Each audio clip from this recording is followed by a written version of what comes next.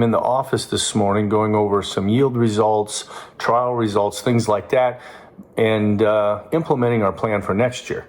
The trial that I'm looking at today is pretty interesting because I've never had a positive result before. But, with continued research and tweaking and things like that, this year we have some interesting data. The trial that I'm talking about is our Pivot Bio trial. It was in no-till corn on corn, and I've tried products like this before. I've tried Pivot before. I've tried other biologicals that are in this same space that are supposed to, quote unquote, replace nitrogen.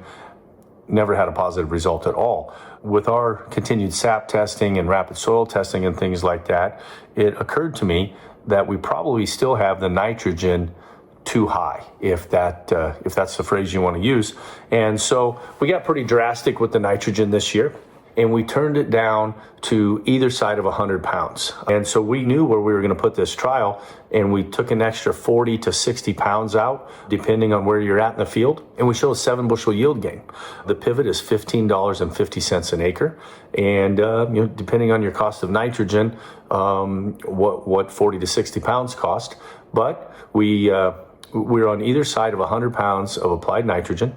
We had the Pivot, and in that area, we showed a 7 bushel yield gain. Now, with only $4 corn, that's a $28 gross, obviously, versus a $15.50 spend, almost 2 to 1.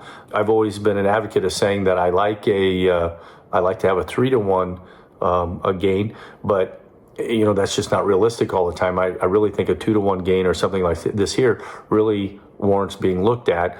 On the other side of the farm, where we, this field where the trial was, we had Pivot applied in other areas, where we had 140, 150, 160 pounds of nitrogen. There was no yield gain.